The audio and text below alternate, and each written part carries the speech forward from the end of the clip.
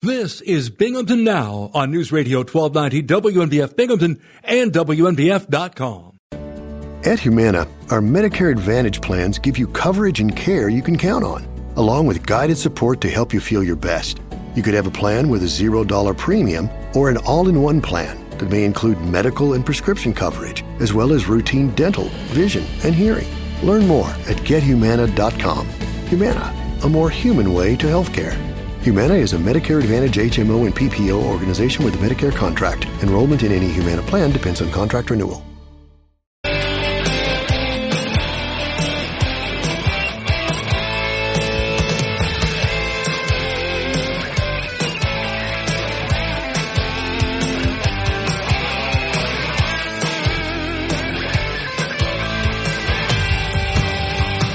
Hi, I'm Bob Joseph. WNBF. As we begin, Bob Joseph with you for another big week, 607-772-1290. So let's start the big week with calls. If you have things that you believe ought to be discussed in a public forum, well, here you go. Here's a public forum. Prepare to discuss the issues. First off, warning to this stick to the issues crowd. I'm going to talk about my weekend. So briefly, turn away from the radio for you stick to the issues people. All right. I'm done.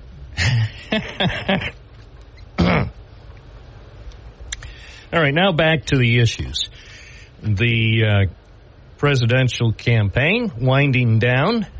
We're racing for some more October surprises. Don't be surprised because we are going to see some very interesting developments today and in each of the next 29 days. Do not be alarmed. This is part of the plan. These surprises have been planned for weeks or months, maybe even longer. So, when you hear another October surprise, listen carefully, pay attention to the facts. Also, be skeptical. Some people will say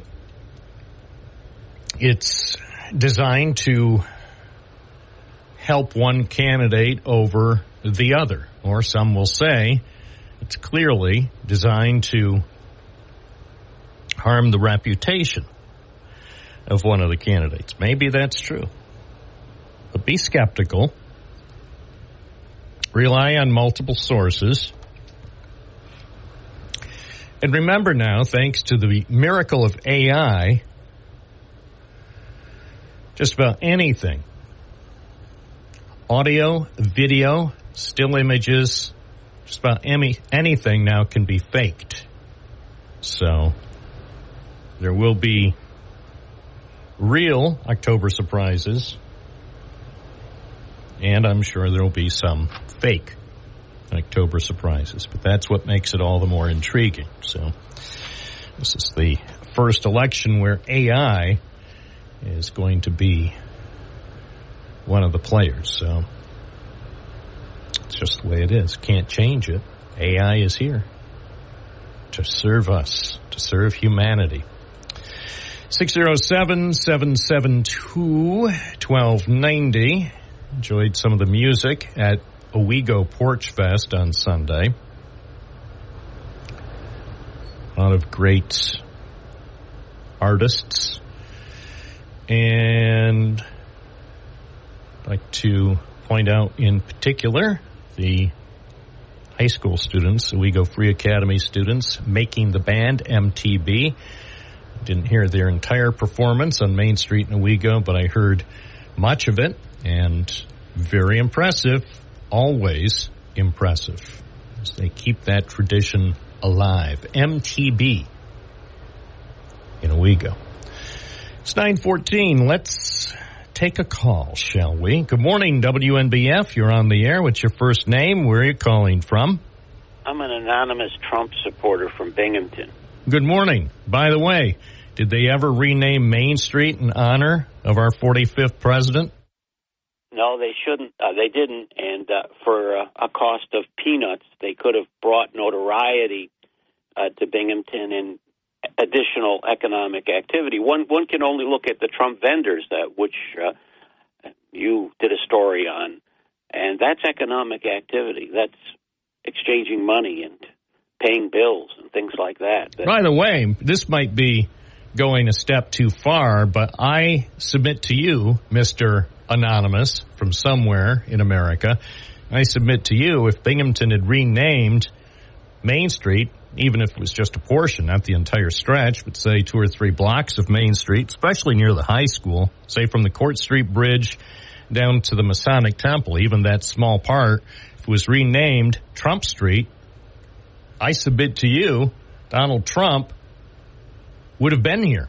Even Melania would have been here. And probably most of the Trump family would have been here for the unveiling of the Trump Street sign at the corner of Trump and Front. Well, the idea behind it was that you had New York, remember that wasn't getting its fair share and all that, and the upstate, the industrialization. But the thinking behind it was that Trump, Governor Cuomo, and Senator Chuck Schumer could get together, 3 men in a room, and work for the betterment of New York State, upstate New York, which was down and out and still is down and out for decades. So that was the thinking. But see, you get a guy like Rich David in there who is calculating every step of the way, and he didn't see the beauty of it. He didn't see how you could make the area better with a simple idea. Let's put it that way. Well, and they could have had something nice to put up there at that unused corner there, the northeast corner of Trump and Front. They could have had a combination, like a merchandise store, that would sell not only Trump merchandise, but also Democratic candidate merchandise. There's no law that says merchandisers have to sell only one item or support one candidate or another. It could be a candidate superstore. So at the corner of Trump and Front right now, you could have somebody making money, by the way, selling Trump merchandise and also making a lot of money selling Harris merchandise. There's nothing wrong with that. That's the American way, because I know, Mr. Anonymous, there are a lot of people around here who would like to buy Harris merchandise, but nobody has set up a stand.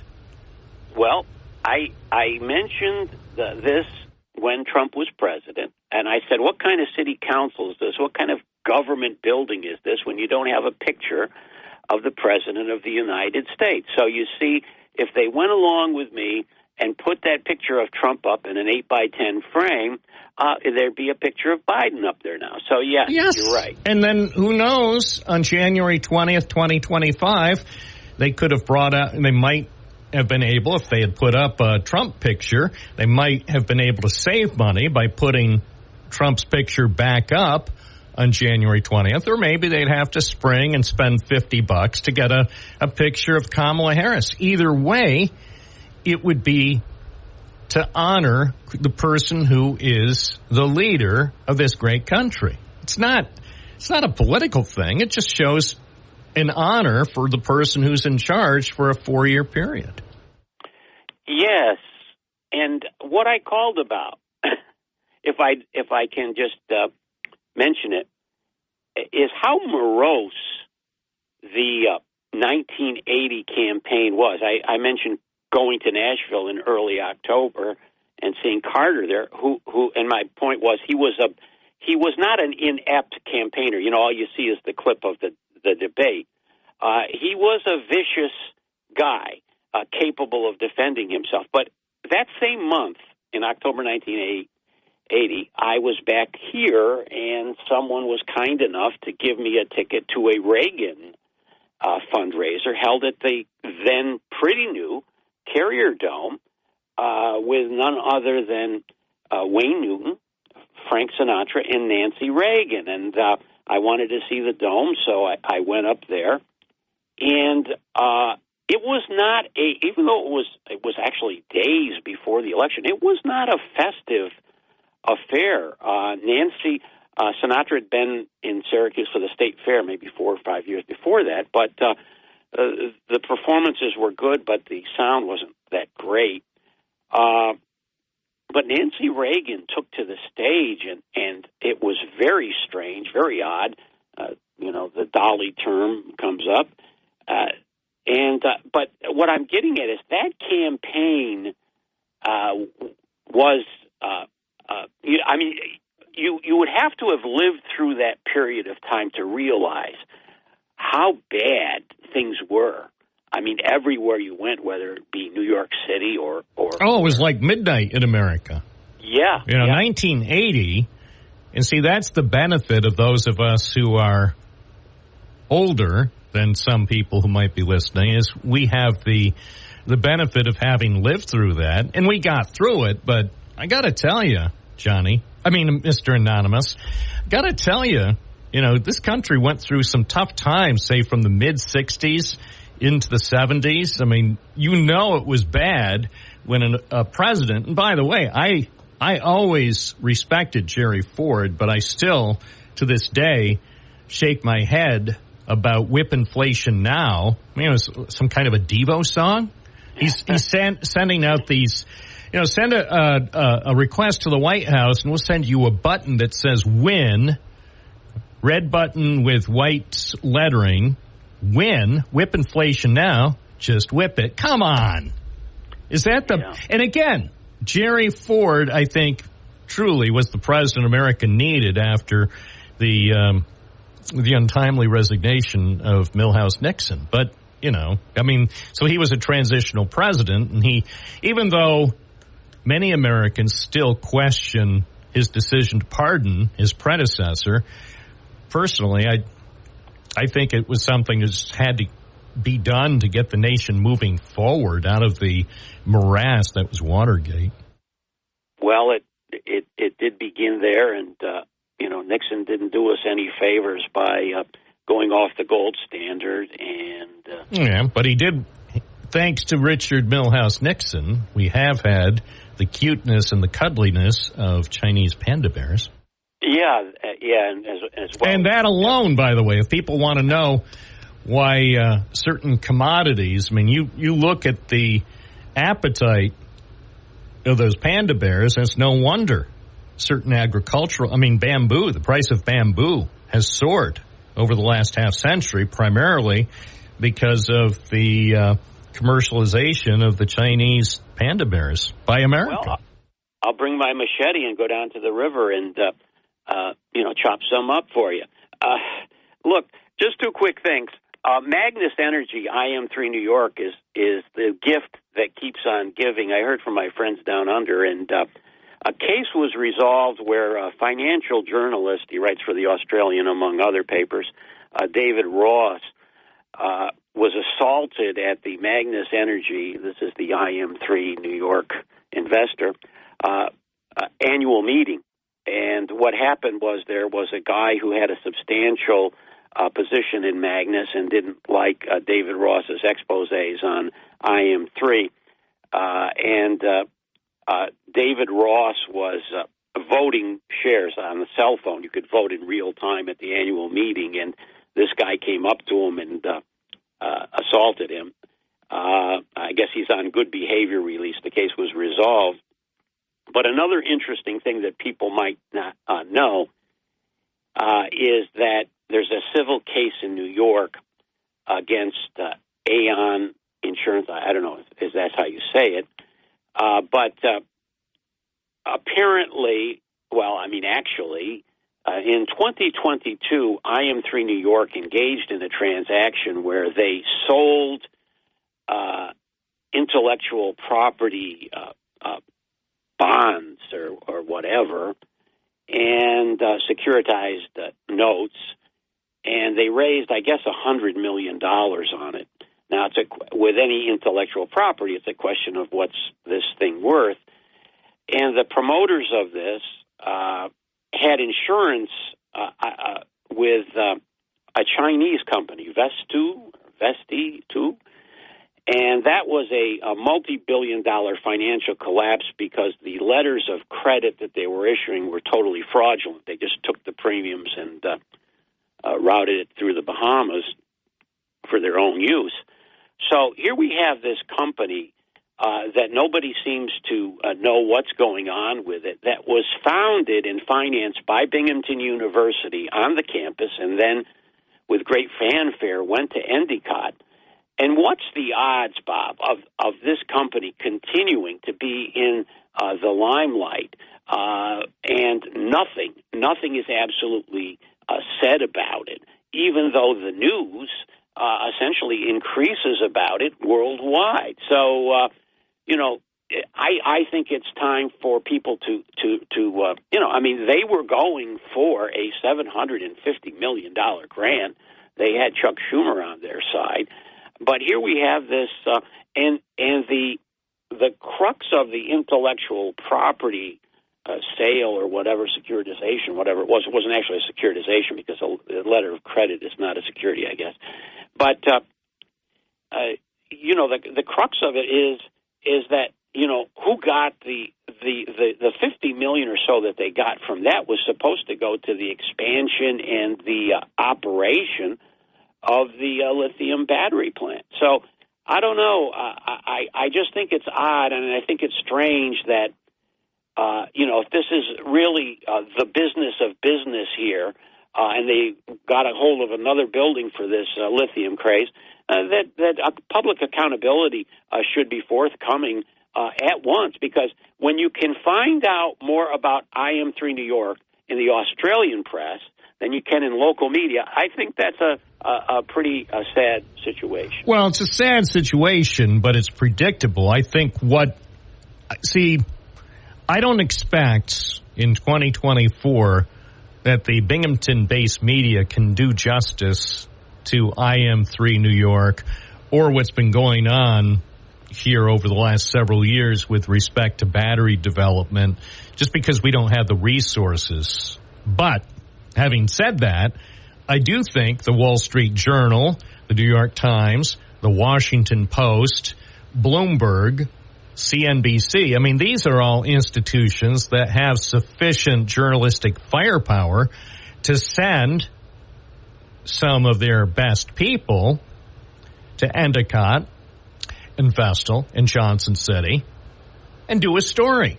Where is 60 Minutes? Now, obviously, it's not dramatic enough for 48 Hours or Dateline NBC, but 60 Minutes ought to be able to handle this. What about the PBS program? Don't they still have an investigative show?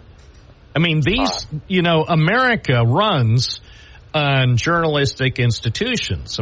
Even back in the day when local media were fully staffed, I'm using air quotes, but say in the heyday, when we had two separate newspapers, we had several competing radio news operations, 4 fully staffed TV news operations, and so on. Even then, this story is so big, Mr. Anonymous, that the Binghamton-based media could do some reporting, and we've had certainly qualified print and broadcast reporters to scratch the surface. This story is so big, potentially. I'm not prejudging. Potentially, this story is so big and has so many tentacles that indeed go down under and elsewhere, even to other countries besides Australia. It requires something like 60 Minutes. And or a team, the New York Times still has a few reporters who are allowed to spend weeks or even months on a story. Given the characters, and I don't need to mention names, but given the cast of characters, if people in the appropriate journalistic institutions were to take a very close, methodical examination of what's been going on here in Broome County and beyond, this could be an explosive story. This could be a Nobel Prize winning story or Pulitzer. Yeah. I mean, oops. No, a Pulitzer. They're giving out Pulitzer or Nobel Prizes today. I've got Nobel on the brain, but Pulitzer Prizes can be won by the New York Times or the Washington Post or the Wall Street Journal. The Wall Street Journal has enough very good business journalists. Put some of their best, put 2 or 3 of their best and brightest journalists and researchers on the story and take a look at what's going on. Well, I think it's time that the folks in Endicott transfer their citizenship for a little while to Missouri. And when these announcements are made, say, show me, because they can't do it regardless of their party. If you start to question this publicly, you're going to be in big trouble. And that's why I understand. That's why today, of all days, you're speaking under the cloak of anonymity, because you don't want personally to face the repercussions, because you bringing up questions about this, you're going to be, this goes into your permanent file, Mr. Anonymous. They know who you are. Well, how many times has Endicott been saved? I remember something that was going to be in Burt's with hundreds, if not thousands, of jobs. We all know that EIT went bankrupt. IM3 New York was supposed to be up and running with thousands of jobs. I mean, it was going to be another. Well, maybe it'll still happen. Also. I look, in 1969, I believed in the Mets, so I believe in miracles. But I got to tell you, at this point, I'm starting to get impatient. I am not writing off the promise that lithium-ion batteries and the manufacturing of these high-demand items will ultimately save Endicott and the greater Binghamton area. It may. But personally, after reporting on this for several years, and after some of the key players are no longer available for comment, see, that's one of the interesting things. You look back, Mr. Anonymous, and a few years ago, the biggest cheerleaders for all this would answer questions. Now, when is the last time, Mr. Anonymous, that the key players involved in all this answered a few questions? Well, apparently you're just supposed to take everything they say at face value. Well, and that's it. They want to continue to completely control the story. Who knows? Maybe they've retained former Governor Andrew Cuomo because he was New York's best control freak. He admitted it. Maybe they want total control over the narrative. So you, Mr. Anonymous, who may have a few questions, or anybody else in Broome County or New York State or Australia or the world, they can always have a few questions. But for the most part, their questions are going to be greeted by silence. Well, sometimes, simple things, simple, easy things can, be used to debunk an entire cacophony of BS. I'll give you just 3 examples quick. Binghamton University. If Yale didn't save New Haven, Binghamton University is not going to save Binghamton. At the time of the Burger King contract. Remember that big Burger King contract? Oh, yeah. Don't get me started on that. We saw what happened with the Burger King contract and how the whole place crashed and burned. I used the words of Warren Buffett. Warren Buffett said he looked at the food service business. He says Cisco does it better than anybody, but it's a 2 or 3% business. We're not interested in it. So that was my feeling on that. So, I mean, there doesn't appear to be anybody in charge except Stacey Duncan, who wants to take hundreds of acres of raw land and turn it into another pipe dream, when the IDA had the Charles Street Business Park and a Fortune 500 company in there and did absolutely nothing but grow weeds over there for over a decade. Going forward, that's the ultimately the future of the so-called business park probably is going to result in growing weed over there. Isn't that ironic? They've been growing weeds on the site now, several acres of what was supposed to be a high-tech business park in the first ward. So it's covered with weeds, and probably ultimately a high-tech business park in Binghamton is going to be turned over to growing weed and selling it to the insatiable New York weed consumer. 9:35 at WNBF. We're here for you, prepared to ask a few questions. Always waiting for people to come to the studio to provide the relevant answers. I'm Bob Joseph. You're listening to Binghamton Now on WNBF. America, 9:38, partly sunny today, 63, cloudy tonight, 43. Right now it's 58, 14 Celsius. Back to the phones we go. DJ in Binghamton, you're on the air. Hey, good morning. I finally made it to my destination. I have arrived. Very surprised that I found it. We are at the Union Building at Binghamton University in the lovely Mandela Room. We're going to be here. She said it's going on until 10 o'clock tonight, but everything I read on the internet said 12 noon. I'm not here to plant trees or burn candles. I'm here to celebrate the victory that we have as Israel. I'm wearing my Star of David Israel shirt. I'm hard to miss. And right now, nothing's really prepared, so I came back to my evangelist mobile, and I'm sitting in my wonderful crossover.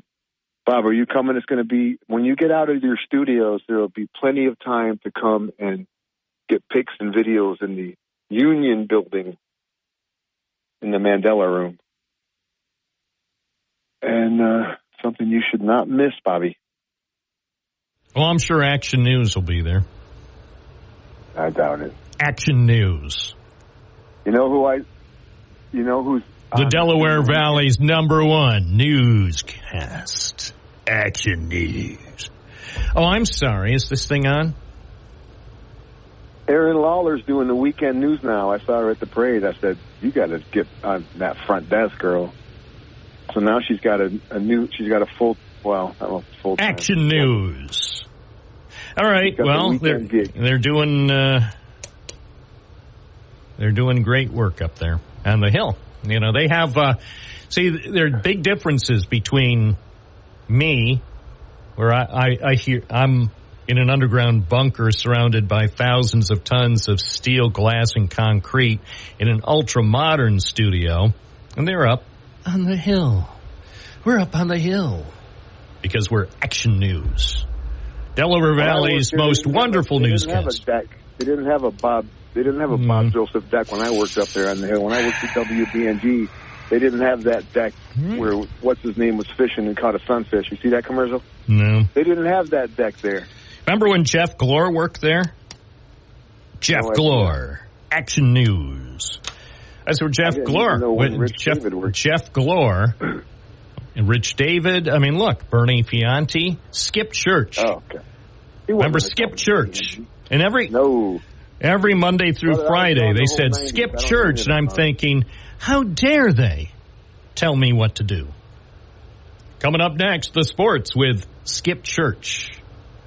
I was gone the whole 90s, and I didn't even know Rich David was a news person. Rich David. He was. I think he was there for a relatively short time. I don't know if it was about a year, maybe a year and a half. He was one of their best. Well, we are overcoming. We're having a great victory. We're bombing the snot and making parking lots out of Hezbollah. All right. Yeah. I don't need to hear the sounds of violence. It's one thing to mark 1 year since the start of the war, and we don't lose sight of what happened on October 7th, 2023. But I don't need to hear descriptions of violence. I see it too much. Thousands, I don't even know what the total death toll is over the last year. I heard it. They had it on the news this morning. Or at least, I don't think anybody knows exactly. Thousands, tens of thousands have died. So I don't want to hear anything more about violence. If you want violence, turn on TV. They'll give you all the violence. Yeah, Jerry, I've turned off the TV today because I don't want to see repeated images of violence from a year ago. We saw them October 7th last year, and we've seen them virtually every day. So these images of violence, I know it makes for great TV, and I'm not ignoring the tragedy that happened a year ago. But we don't need to be reminded on a constant basis. We're wallowing in it. Yes. You know, and this morning, I'm watching, what do they call it, the CBS News? Yeah, they have called it that from time to time for the last 70, 80 years. They can't figure out, well, I mean, their morning show, they rebranded I don't know what it's called. Every few months. It's like, well, what if we come up with a new name? Maybe that'll make it number 2. I'm going to start a morning news show called Hey, I'm Awake. Yeah. I like, who's, Gail. And Gail King is a national treasure. I think we can all agree on that. She's very smooth. Very. And handles some tough interviews. Oh, remember that one with R. Kelly? Yes. I thought he was going to... Yes. Ooh! That's the one that immediately comes to mind. That scared me. He's going to get up and hit her in the head. And I thought the only thing... And again, I'm not... Now, she did sort of do a little flinch for a second there. And didn't she say, like... Roberts. Yes, which is like having my mother go, Gerald. Well, reminded me that's the exact tone my mom had. It's like it's a mother's tone. When, it's like, gee, what happened to all the chocolate chip cookies? Well, I don't know. Roberts. Kevin. Oh my gosh. I'm not on the air yet, folks. No, you're not on. No. This is called bonus content. WNBF Plus. That's right. I'm not anonymous either. Yeah. I will give my name. Wonder who that was. The voice reminded me of someone, but I can't quite place can't put my finger quite on it. The pulse of the nation. Do you have your headphones there? No. Go grab your headphones and maybe we'll take some calls. A two-host show. That's what this show needs. Something to jazz it up. Be taking phone calls. Bob Joseph, the new improved Binghamton Now Plus. I'm Linda. Michael, go ahead. Hello, good morning. Good morning. Good morning. Is this Mr. Smith? Yes, it is. Mr. Joseph is somewhere in the vicinity, but go ahead. Oh, he's probably chowing down cookies again. He likes to do that. We all do. I just wanted to give shout-outs to everyone about us Americans taking care of Americans, of what happened down south. Yes. My daughter, Nicole, who flies, she flew in medical supplies to Ashland, North Carolina. And there are so many people in the Twin Tiers and in Pennsylvania that have crews going down there to give food, give support, and try to get these people, their lives back. And I just wanted to point that out, that if you want to do something like that, be very careful of the sites, because if it's not a .org, like American Red Cross.org or SalvationArmy.org or ASPCA.org, be very careful. Read the fine print, because not all of your donations will reach where it needs to go. Oh, that's absolutely right. Yeah. I mean, there's so many people who take advantage of a horrible, horrible situation. I was heartened that somebody I graduated high school with asked on Facebook, because I graduated from Shenango Forks, as many of you have heard many times, that they wanted to know that if there's, how the Shenango Forks alumni were faring who have retired and moved down there, and there was at least 8-9 responses of everybody giving their situation and saying that, they were trying to help out neighbors as well. So it's even in a dire situation, people who have had it bad are still helping those who've had it worse. So, but you're right. I mean, people have to be careful what you're donating to, because there's too many honest people out there who will just hurt others just for their own, enrichment. Yeah, I've already done my contributions, and I won't say how much, but quite a bit. And I said, you got to read the fine print, because how much is really going to reach the organization. Right. Because a lot of it is processing fees. So all I can tell the listeners is be careful. Use the mush between the ears and really think before you make a contribution or gift that, is this the right site I want to be at, or shall I go someplace else? It's really sad. Yeah, it's always good to stay with the reputable organizations that we know, because we know they're going to get the job done and get aid down to people where they absolutely need it. And there's so many of that part that was so hardest hit is the rural areas that it's hard to get to. So it is. I know one of my classmates had a home in Asheville, and that's where they were when it hit. And luckily, their home... They got hit hard. They got hit hard. They got some flooding, but it took them no power, no internet, no cell phone service. They were able to get out after 3 days and get over to the east coast of North Carolina, and they're safe. But it's a bad situation. What's nice is I think people are finally leaving the political issue out of it, and they're just banding together and saying, "Hey, we got to fix this." Yep. I mean, for those we got a job to do. Yeah. I don't know what the White House is doing. Who knows? Well, they're sending people. I mean, when we had the flood in 2011, and I was hit like many others, and we had the FEMA crew at the public meeting room at the Broome County Public Library for 6 months. They were there. And these are people from all over the country that we got to know by first names because we gave them library cards, because they just go where they are needed to help people. And they didn't ask what you were or what party you were. They were just there. Yeah, they don't care. No, they were just there because you need help. Yep. They're there for a mission. Get it done. So, anyways, did Bob finish his munching? Yeah, no, he's nodding his head. He's still chewing some. It might have to be regurgitated a few times, but... Well, just tell him, first of all, the receptionists were great to talk with. Oh, I was there last week. Yep, I was there last week. And when I stopped in on Wednesday, I wish I could have stayed. I had to go to tennis, but I loved talking to them. Great employees. Oh, yeah. Great receptionists. Yep. And make sure that the message gets across. I will, because I see her every single month when I walk in the doors. She just looks up, hits the button, and lets me in. I don't know why, but she does. Well, I had to pound on the door because I didn't see the button. Oh, yes. You do have to look to the right a little bit. And you know what? I gotta give both of you a plug. I think the city of Binghamton should get together and start thinking about 2-hour free parking. You don't have to do the kiosk. You don't need parking meters for 2 hours. Just have a patrolman there and just monitor. Yeah. Because guess where I parked when I dropped off the packages? How far away? Over on Pine Street next to the library. Oh, I know that spot well.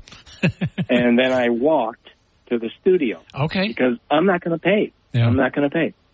People were looking at me funny. I'm carrying a box and a bag of apples, and I'm like, yeah.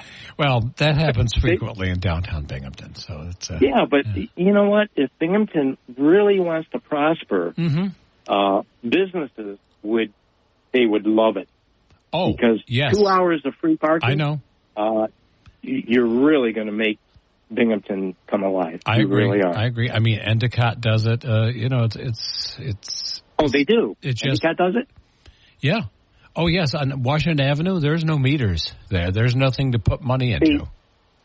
Well, then somebody's got to put the message in the mayor's head and the council, and just say, hey. Maybe we need to make an adjustment and move on. I mean, I think the businesses I often said that, prosper. if you had free parking, yes, they're going to lose the revenue from that. But if it's offset by more people parking and shopping in the downtown stores, it gets made up. So that's what will happen. Yeah. Pennsylvania's doing it. And I'm like, how come Binghamton can't? They keep putting the stupid kiosk meters in, and I'm like, no, I'm not doing that. Yeah. And I had to carry stuff, so I didn't care. Yeah. I'm a tennis player, so I can walk 40 miles. I don't care. So some of us have feet that are about 190 years old, so that's makes a difference. I hear you there, Jerry. Okay. It's been a pleasure talking with you. Pleasure talking with you. And yeah, I'll give Bob your regards when he stops chewing. Okay. That sounds cool, Jerry. All right. You have a great day. You too. We'll still be listening. I'm still home. Not playing tennis this morning. Okay, great. You have a great day. Thank you, Jerry. Okay. Bye. Bye-bye. Are languishing in U.S. shelters, especially dogs who look a certain way. These dogs are just as deserving of loving homes as any type of dog, which is why we decided to help them get out of kennels. Join the thousands of supporters of our mission to help us expand our national reach and proudly place more dogs from kennels into their forever homes. To learn more about our mission, please visit us at kenneltocouch.org.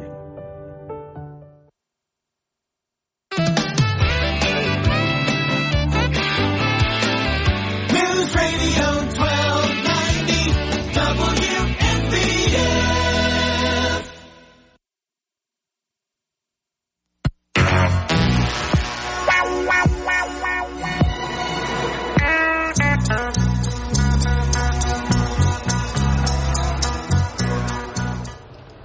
WNBF with Bob Joseph.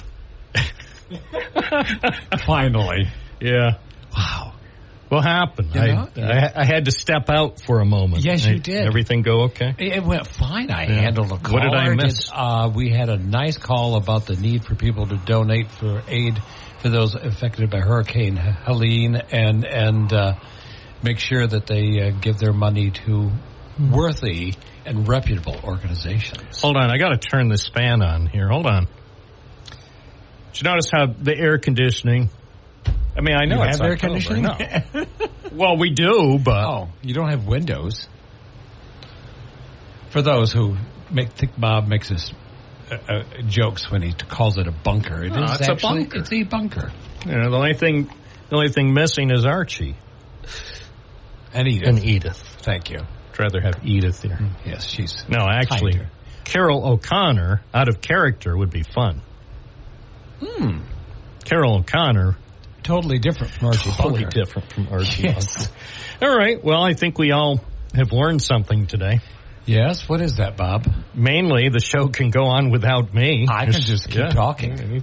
You certainly have the gift of gabs. Yes, I've never had a shortage of that. Coming up next, Stump the Historian live with Jerry Smith and Bob Joseph. Don't touch that dial. WNBF is here to serve America the best way on AM 1290. WNBF now proudly presents Mr. Gerald Smith. Sir Gerald Smith. Yeah. I've knighted you. Oh, thank you. By the power vested in me by the mamas and the papas. Yeah. Sir. Actually, Gerald Smith. Is there only one left now? I don't know. Mama Cass is gone, and I don't know. Michelle Phillips is still alive. I don't know. I don't know if she's the only one left, but man, good music. Yeah. And I used it because it's Monday. And because good memories. Yeah. And that's what this is about. All about memories. Yeah. And historian Gerald Smith proudly joins us. Yes. Every month. Now, help me out, because I was under the impression that you showed up here on the second Monday of the month, but here it is, October 7th, and according to my calendar, this is only the first. That's because... Yeah, you don't have to tell me what you're doing next week. Another appointment next week. Yeah. Bob was very gracious in moving me backwards a week to the first Monday of the month. I didn't want to wait 5 weeks between appearances. So, by the way, just for your planning purposes, for November, do you want to be with us on November 4th or November 11th? Now that we're talking about it. I mean, November 11th is Veterans Day. I would be happy to be here on Veterans Day. Are you working on Veterans Day? I will. Oh, well then. So I'm going to... Everybody listen, I will be here on November 11th. Gerald, how do you spell that? G-E-S-M-I-T-H. Smythe. Gerald Smythe. That's right. All right. Sir Gerald Smythe. Yes, you've been knighted. Yorkshire, Kent, on whatever. Yes. Could I have a Yorkshire pudding, sir? Yes. All right. Why don't we take a call this way? We could take one call early in the program. That sounds like in that way, after we squander the remaining 45 minutes, people can't say, well, you didn't take any calls. So we're going to take a call. Good morning, WNBF. You're on the air with Sir Gerald Smith. Wait. We have another lucky contestant. Hi, you're caller number 2. Congratulations. Thanks. What's your first name? Where are you calling from? Dave from Appalachian, and I have a question for Jerry. Okay. All right, Dave. Go ahead. Down in Vestal, where the Aldi's is, the fire department, there's a muffler place. Right. That's called Four Corners. Yes. Sometimes called Five Corners. Okay. Now, my question is, whenever you have two roads intersecting, there are four corners, which means there are thousands of four corners everywhere. Yes. So how did Vestal get to become four corners there, not anyplace else? Wow. Well, it's a good question, and probably the biggest question is, though, who was the all-powerful person in Vestal several decades ago who decreed that it would be changed from five corners to four corners anyway? Right. Because it started out as five corners. Because of the way the roads now intersect with the five corners, I think, started, and I'm going to be wrong probably, it's about the time the Vestal Parkway started to go in, because you already had Front Street going through there. So you're right. There are four corners everywhere. And how it actually got started would make a really good column for me. I'd love to read that in the paper. And since that was going to be one of my self-promotions, that my column starts up again on Sunday, and it's going to be every 2 weeks. Two times. Oh, it's not every Sunday? No, it's 2 times a month. It's weird. Yes. But does anybody call it Five Corners? I do. Bob does, but most of the local residents currently call it Four Corners. Even though I think Five Corners was a more historic name for it. Maybe that was the first intersection in the entire world. No. That I can say with some surety. It's like there's a lot of Albanys. Even though Albany, New York is over 400 years old, there's several Albanys too. So it's like there used to be a street in Binghamton called Maiden Lane. It's now North Street in Binghamton. That was Maiden Lane? That was Maiden Lane. Yeah, I know. But the actual origin of Maiden Lane goes back to the city of Albany, back into the late 1600s, and there's a long, long story associated with that. So these things just sort of pop up, and sometimes we don't always know the origins. But I'll delve into that, because that would make some really good research for me. Yeah. I'll wait for your answer. Yeah. Okay. Thanks. Thank you. Thanks. Yep. It's 10:16 at WNBF. Here's some research material from the newspaper. Okay. September 1962.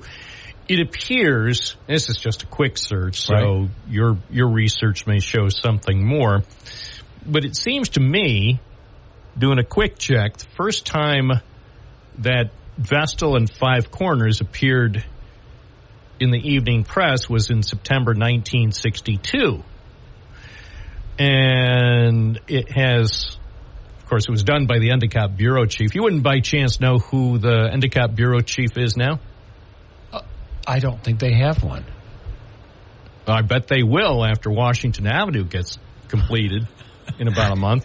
Can you imagine? That'll be the biggest announcement. That the press is having a bureau chief. The Endicott mayor. That's right. And the Press and Sun Bulletin, whoever Gannett's... Right. Who's... You don't even know who the person who's in charge of Gannett. Well... Is his name Michael? No. Oh, Gannett? No. Yeah. Kevin Hogan's the publisher. Yeah. But no, he's Gannett. Not the publisher. He's the editor. He's the editor. They don't have publishers. Oh, they don't call him publisher. Okay. No, they don't. They can't afford publishers. Sorry, Kevin. So, no. Kevin Hogan is the editor who oversees the press and lots of other papers in Gannett is.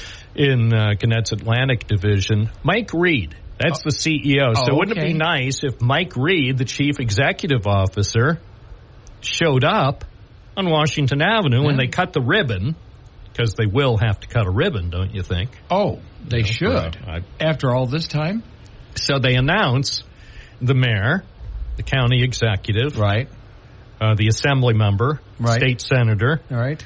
Who else could they call? Oh, their village, Antonio Delgado, village council, Kathy Hochul, Hakeem Jeffries, Chuck Schumer, Kirsten Gillibrand, her, Andrew Cuomo. Who else? Andrew Cuomo. Yeah. Okay. Eric Schneiderman and Geraldo Rivera. Eric Adams. No, not Geraldo. Oh, sorry. Eric Adams. Bill O'Reilly. And a cast of unknown thousands. Keith Uberman. And Raymond Burr. Yeah. And so they could announce, of course, Washington Avenue is now reopened. Right. Speed limit's been increased to 65. It's now part of the... Wait, wasn't that the normal speed limit on Washington? It's only during pursuits. Oh, okay. Rim shot.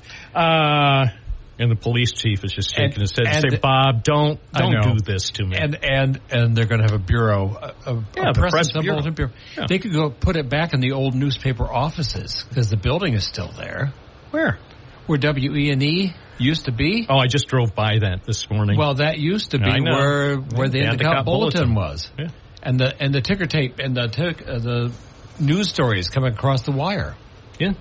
I was never there when it was still the newspaper because the Endicott Bulletin was acquired by David Bernstein for the Binghamton Sun. Right. And then it became the Bulletin Sun. No, during Brian Fry's great documentary, Valley to Victory, he has an interview with Neil McLean of McLean's Department Store. Because Neil was on our Stork Society board at the time. He lived in Endicott at the time of the Pearl Harbor thing, and he'd heard there was news. So he wandered right down, and they all knew him. And he watched the wire stories coming across them, tearing it off to see what was going on. So that must have been fun to watch. That was a fun place to work because when I started out at the radio station, WENE, which, do you know what ENE stood for, that part of the call letters? No, I know it stood for, is it a person? No, it's not. Empire Newspaper Enterprises. Because that was the name of the company that owned the Bulletin, the Endicott Bulletin, which was an Ottaway newspaper, which also at the time owned the Wall Street Journal. So it was quite believe it or not, quite a respectable. But then Gannett got it away from them. Yeah. Gannett bought, again, we're going into the weeds here because David Bernstein bought the Endicott Bulletin. And then in July 1971, Alan Newharth decided that he needed to end newspaper competition in Binghamton, so he bought the Sun Bulletin and then combined the two papers out on the Vestal Parkway, which is now site of the fabulous UHS facility across from SUNY Binghamton. Which I've spent some time in. I bet you have. Oh, yes. Yeah. So, anyway, one other modest note about that media place where Gannett should open up the next Endicott Bureau. Yes. They won't, but they should. Yeah. And staff it, by the way, with fine reporters and photojournalists, too. Did I mention that? Not just open it up as an Endicott Bureau, but have it at least 5 reporters and 2 photojournalists. Okay. Well, at least 2, full-time. Working in an office. Working at an office, yes, with working phone and lines. People right there who can cover the news and as internet it happens. Where people can call in and actually, or stop by and speak with a reporter face to face. Investigative news. Yeah. You wouldn't have to work on a Find out coffee why shop. lithium batteries have.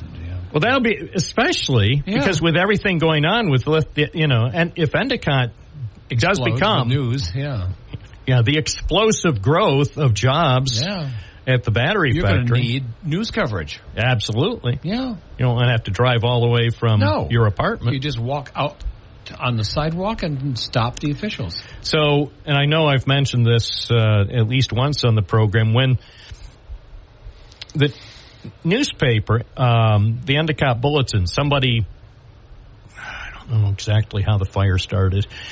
As they say, we didn't start the fire, but somebody did. So there was a fire at the newspaper. Okay. There at the corner of East Main Street and Lincoln Avenue back in, let's say, around 1947. Okay.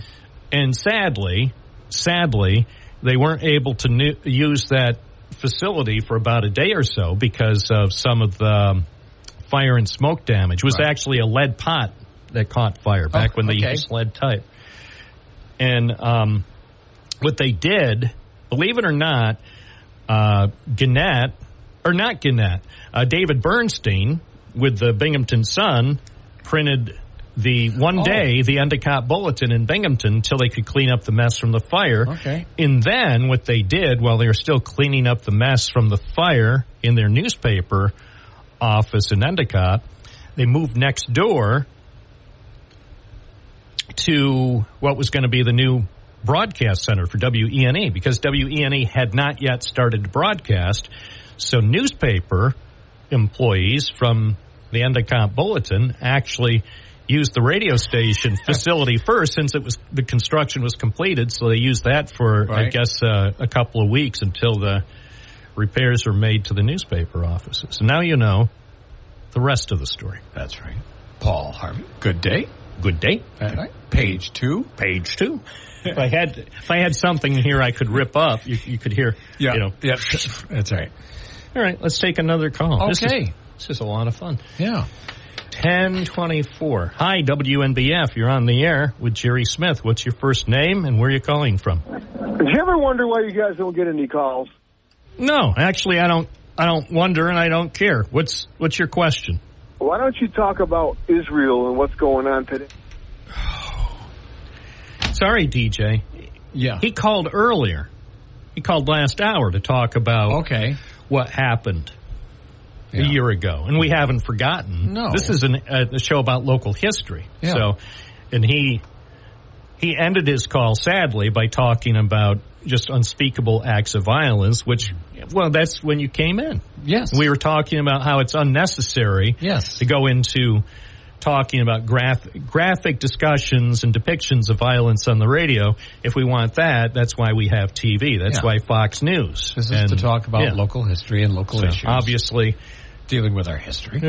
Yeah. Oh, by the way, kudos to Town of Vestal historian Margaret Hadsell, who's put out a huge tome dealing with every aspect of the history of Vestal. And it just came out, within the last 2 weeks.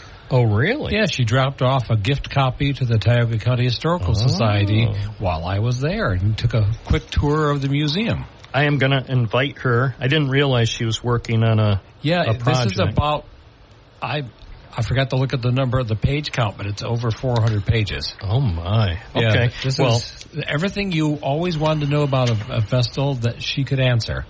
So do you mind if I invite her on the program? No. Okay. Because it's been a while since, she is so knowledgeable. Oh, yeah. And she helped me. She's a great researcher, because I gave her a little tidbit of something in my family history, and I said, can you help me? And she found me answers. I still to this day don't know how she found the answers, but she found them. Oh, and we've got a caller, looks like. All right. Let's talk history. Good morning. You're on the air. What's your first name? Where are you calling from? Bill from Shenango Bridge. Hi, Bill. How you doing? I am well. You have a question for Jerry Smith?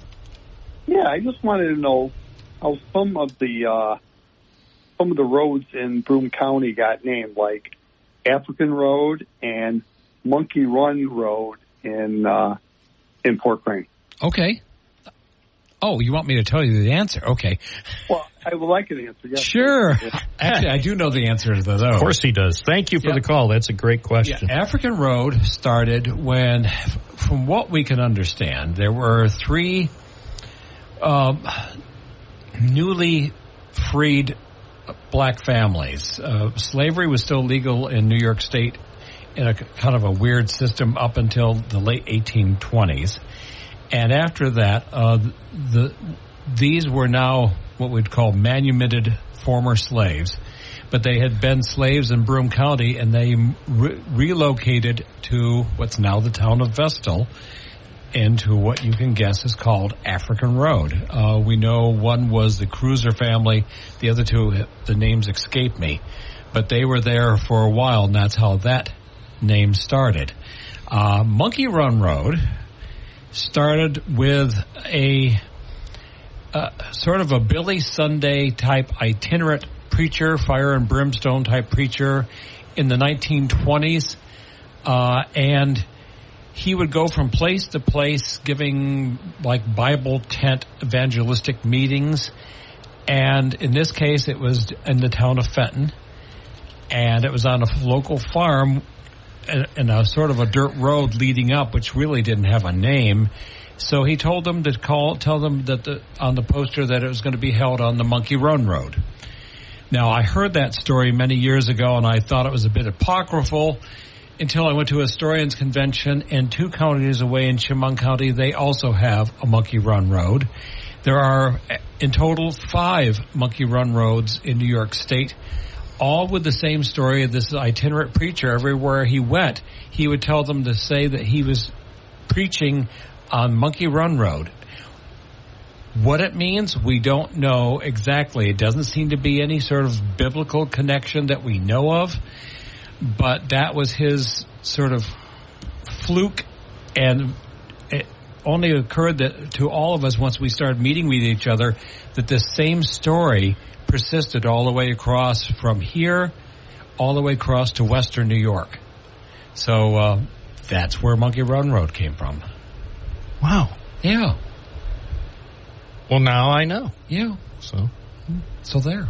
I can rest easier. Yep. All right. Well, that's, as they say, that's information you can use, so I appreciate that. Anybody else who has tough questions for Jerry Smith, be sure to call in.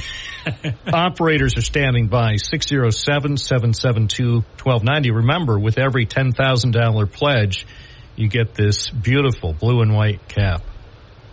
Oh, okay. Which I know that's news to you. That's right, but we got a supply of them from a dollar store somewhere. No, actually, we don't. But okay. I'll tell you what, if we get $10,000, I'll rush down to the hat place and have them make one. Yes. So I think they could make one for about 20. I think there's a sports logo thing across the street. Well, yes. Oh, yeah. Actually, those people across the street, Muckles, I'll ask them, and we could call it Make Radio Even Better with better talk show host again. Something. I don't know if they could fit that on, but it would be a blue cap with white lettering. A lot of white lettering. Kind of have to turn it around to see it all. People would be like, wow, that's pretty inspired. I wonder where Bob got that idea from. And then before I know it, I'm facing litigation. It's like, you stole our idea. It's like, not exactly. No. It's like titles of books are not copyrightable. Yeah. You could have 23,000 books called Gone with the Wind. Really? Yeah. Actually, I found that out years ago by watching an ABC News show in the morning. I'd forgotten his name. He was like their local doctor. They'd have come in and do local segments. And he said, I should call this Gone with the Wind because I'm going to be talking about flatulence. Oh. And then he said, but it's not copyrightable. And I went, really? First of all, I thought it was a good joke. And then I went and checked, and sure enough, after sitting through 5 copyright workshops, which I have done in my life, and survived. To tell the story. Yes. They're usually kind of boring. I had no idea. Yeah. Well, there you go. Oh, another caller. Yes.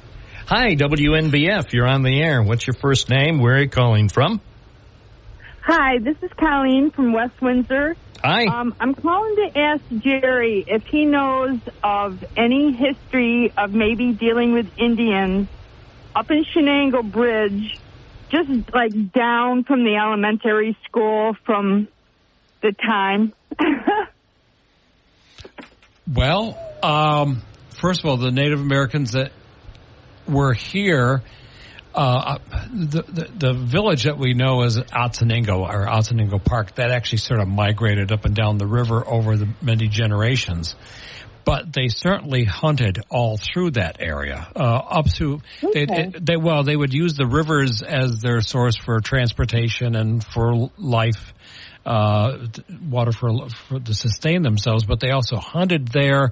They also went up to the hillsides. I mean, it's not uncommon that people have picked up. Now we call them projectile points, what you might think of as arrowheads, right through that area, because they certainly were in that area from the 1200s up through the end of the American Revolution in the 1770 period. So I so appreciate, because was curious because I grew up on River Road, and my parents, it was just a ranch, but it was their first house, and it was just a little bit, to me, spiritual. So I thought this might be my opportunity to ask about any history. Sure. Well, because River Road was a Native American trail. I mean, that's our original road systems were basically, we just built right over where they had already created a trail. So Front Street, Riverside Drive in Binghamton, River Road up in that area. These are places that they would have walked frequently. I mean, you have to remember where Lowe's is now is the Castle Creek site. And that was a fairly large encampment of Native Americans. There were long houses there. There was several hundred people that lived in that area. So they certainly would have walked through those areas during those many, many generations. Well, thank you very much, you guys, for letting me ask this question for my curiosity over all these years. I appreciate it. Yep. Yeah, thank you. Thank you. It's 10:34 at News Radio, WNBF, WNBF.com. We have more history being baked up. It's about to come out of the history oven in the next minutes. That smells good. Only the most delicious history. That's right. With Jerry Smith and Bob Joseph on WNBF. WNBF with broadcasting trivia at 10:37. So it's coming soon, and I mean really soon. Yes. There's going to be a new taco. Yes, stand. there is. And it's all the rage. Everybody's talking about it. So it's on Front Street. Yep. Right across from Northgate Plaza. And everybody is talking. I'm not kidding. Everybody. Everybody. I was talking about it, too, because I wanted to know when it was going to start. You know? Yes. So anyway, Taco Bell will soon. I mean, I'm talking very soon. Yeah. It's going to happen, man. They're going to tear down the historic Hess station. Okay. I'm waiting for Roger Luther to get an injunction.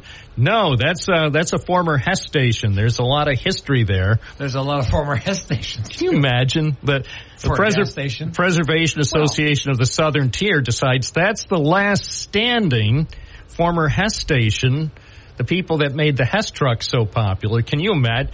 Roger Luther's saying, yeah, I didn't even think about that. Yeah. We're going to have a special meeting. I'll see Roger next week. No, I think that's not going to. Yeah. Wouldn't that be funny, though, if it did? So. And it's only because we brought it up on the program. Yep. I'm sure the guy who I spoke with from Taco Bell, would not be happy. Yeah, he'd be like, Bob, what are you trying to do? No, are you it's really just a vacant gas station? Yeah. It went through several names. Yeah. And one time I was there, and they still had some of the old stuff because it was the Speedway, because they wanted people to speed. No, they didn't. No. They just wanted people to buy gas and delicious snacks. Yeah. Which I did many times there. Well, of course. That's the point. That's how they make their money. Yeah. There's nothing wrong with that. Nope. So what they will do is tear down the existing structure, Right. graffiti marred, I might say. Graffiti marred. Yes, it is. And I take no pleasure in pointing out the graffiti. No. However, that's coming down. But somebody brought up behind there. Yes. What's there was some kind of a cemetery behind there. There's bodies in the ground. Ooh. And just in time for Halloween, Yes. the Bob and Jerry Spooktacular. That's right. The Spooktacular Front Street Cemetery. remains of the- which is not human remains, Oh. folks. Don't worry. Oh. That's a pet cemetery. Oh. That's the last vestiges of Dr. Miles Markham's veterinary practice in that area for many years. And he had a pet cemetery, much like Dr. Allen up the road on Route 12 has a pet cemetery. In fact, I just saw his son Chris at a reunion meeting a few weeks ago. Then his practice was turned over to Dr. Wilcox. They had both a regular practice, plus they did large animal veterinary practice. So those of us who came from farming families were very well acquainted with Dr. Markham and Dr. Wilcox. And then Dr. Markham passed away. Dr. Wilcox moved his practice up to what's now Fur and Feathers veterinary office, just next to Humdinger Stan. And that was abandoned. But the Hess people for a while always kept the little cemetery all mowed up. So it's not a huge cemetery, and it goes right up to the edge of where Interstate 81 land is there. But that's a pet cemetery that probably dates back to, I'm going to guess, the 1940s. I wonder what's going to happen to it. I don't know. It'd be nice. I don't know. I've only walked back there once, so I don't know how close it would be to infringing on the parking lot for a Taco Bell. Well, I may look into that. And legally, there's no responsibility on their part because it's not a people's cemetery. But morally, we'll just see. I don't know what they plan on doing, but it's definitely a pet cemetery. Well, I had no idea. But it'd be a great, spooktacular type place to be. Well, this is the month, and like I say, Fidos and kitties coming out of the ground. Well, it'd be like Stephen King's Dead making Zone. it sound like it's Springfield. Well, no, Dead Zone. I'm thinking more Dead Zone. Oh, so that's right between the back of the back Cujo, the back of the Speedway in I-81. Yeah. Well, now you know. Yeah. The rest of the story. And then up there they have, and then just to the north of that, BC Fit. Yes. BC Fit. Yeah. And I'm going to sign up there. You'll be near me. Yeah. Oh, scary. Yes, it will be scary. We'll make sure we coordinate our schedules so, I can be in there at a different time so you don't see me on too many treadmills. We don't irritate each other. Except at physical therapy. Yes. Yes. Hi, WNBF. You're on the air with Jerry Smith. What's your first name? Where are you calling from? Hi, my name is Mary Ann, and I'm calling from Vestal. Morning.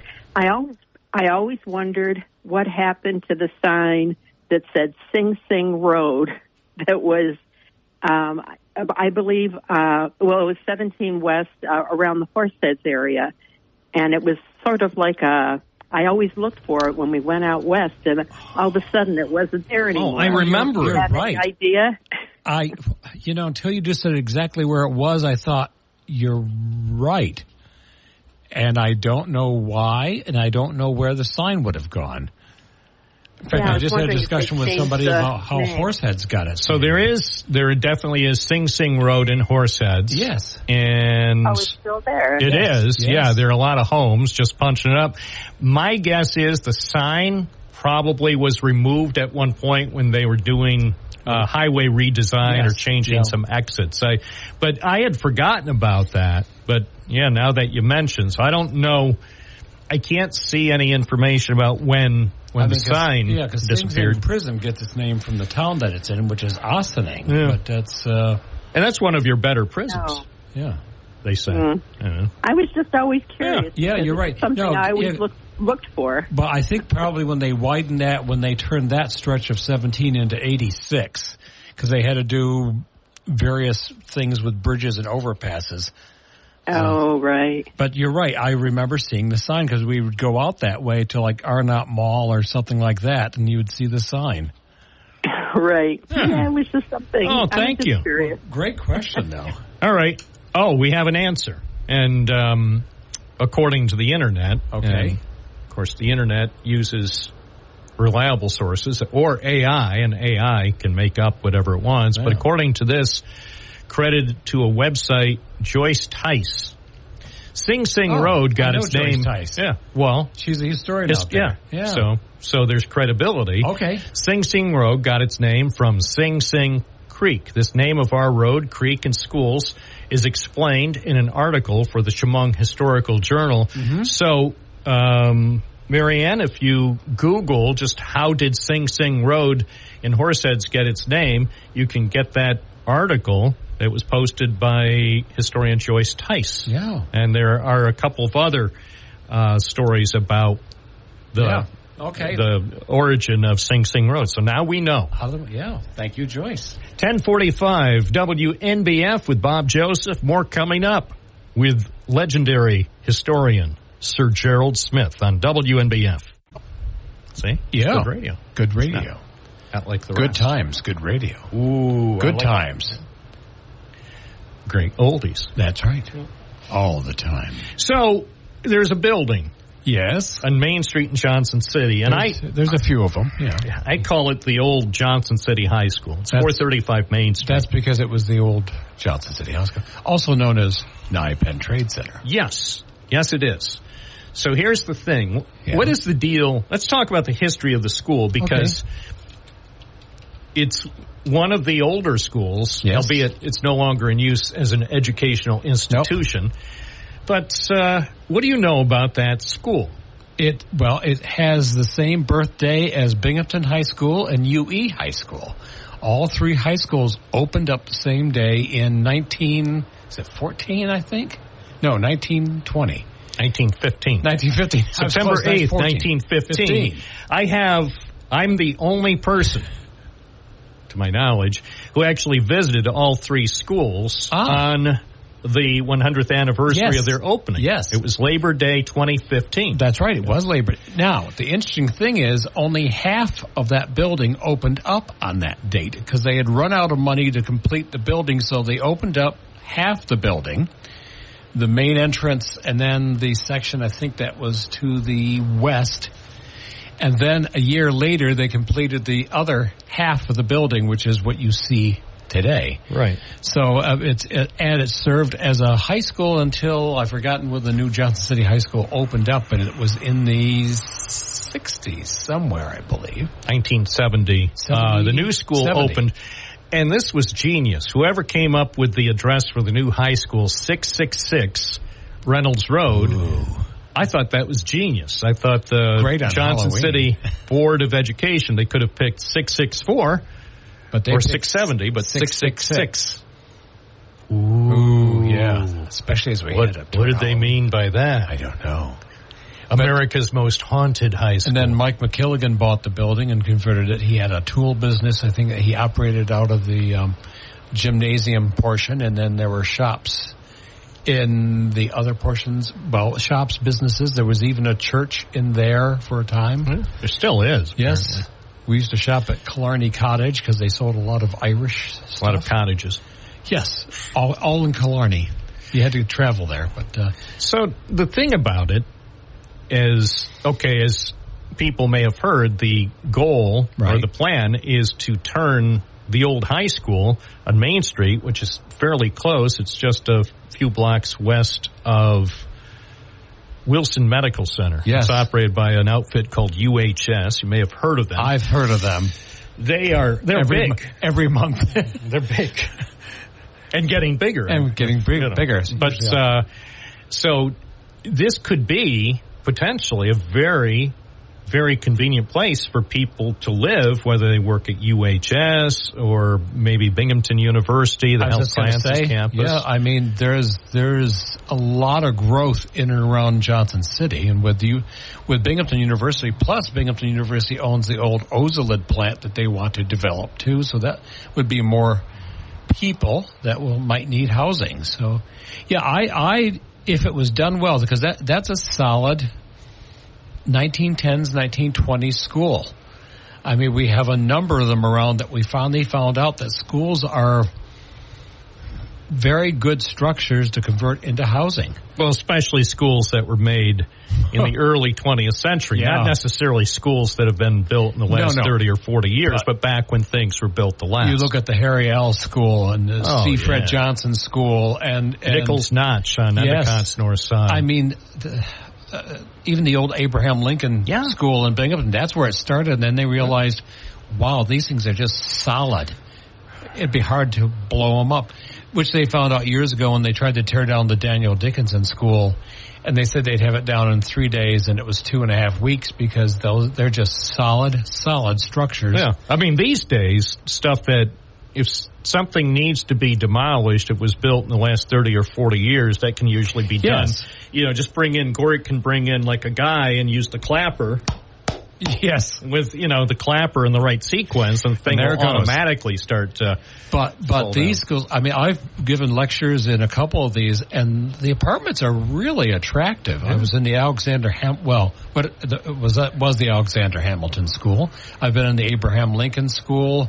I've been in a couple of them giving programs, and they take a couple classrooms, put them together, and you've got a decent size, very structurally sound apartment that they can do some nice decor with. So explain this to me about the Johnson City High School. So if you look on one side of it, there's an entrance that says girls. Why was it segregated? I mean, why? That was common from the days of the one. They wanted boys and girls so they didn't mingle as they were coming into school. If you look at the old one-room schools, they always had 2 entrances. If you go up to the Whitney Point, what's now their, I think, is that their elementary school, which is the old Whitney Point High School, it still has one labeled boys and one labeled girls entrance. Now, the thing is, as soon as they go in those entrances, they're all together in hallways and lockers and in classrooms, so I don't know quite what they thought they were structuring that way or what they hoped to not have happen. But that was a hanger-on of the old one-room school systems of the 19th century. And then they have a building out back that I think is their gymnasium. It's a separate building. Yeah. And I haven't been in that. I should connected go inside. somehow. Yeah. Mm-hmm. There is a connection there. There's a hallway connection. But yes, that was built, and I'll be honest, I don't know whether that particular gymnasium was built at the same time the school opened up or not, or if that was a slightly later addition. Now, what I've been told, and I think you could corroborate this, is that those 2 sides, the 2 halves of the school, admittedly one opened ahead of the other, but they're essentially the same. Yes. They're pretty much carbon copies. In fact, if you look at an aerial view of the building, you can't tell. Actually, you can tell a little bit. But it's not quite symmetrical. Right. That's what I'm saying. Because people think, they put the entrance right in the middle. Well, no, because they had to have an entrance in the first half, and then the second, it's off by a couple of windows width or whatever, if you want to do it, think of it that way. So it's not quite a true half and a true half. One's slightly larger than the other half. Because you can see the half. Which half did you say they built first? I think it was the side facing toward Endicott, I think. I'm not sure. I'm kind of thinking it was the other side. It might be at the other side. I'd have to look at a postcard view. There's a great postcard of the first half of the school. And then you can see it done the next year. Mm-hmm. There's another postcard a year later. Yeah, I remember seeing that too. Yeah. So if you look from the top, the thing that And I'm looking at this for the first time. So the side off to the east is not nearly as long. No, that's the short half. Yeah, and then the side toward Endicott the side toward Binghamton is shorter than the side toward Endicott. So it's longer and a little bit thinner. Yeah. I had no idea. Oh, I didn't know it was thinner. It is. Oh. It is. There's like an indentation. I don't know whether that had something to do with the construction. Wow. Good. That'd be another good column. That'd be a great column. For the author of Spending Time, who's going to be on twice a month. I'll get that promotion in all the way through. And that's going to be in the paper, right? The Binghamton paper? Yeah, that Press and Sun Bulletin starting October 13th again. I'll be back. Excellent. Yeah. That is the best news I've heard this month. Yeah. Local content. Thank you. Thank you. Yeah. Thank you, Kevin Hogan, for... Thank you, Kevin. And by the way, not just to Kevin, but everybody else who's working, because I had a chance to meet one of their new reporters. So thank you to everyone. Oh, because people don't realize they are putting out 3 daily newspapers a day, which is a lot. All right. That's all the time we have for now. See you next month. Oh, fine. Bye-bye. Bye.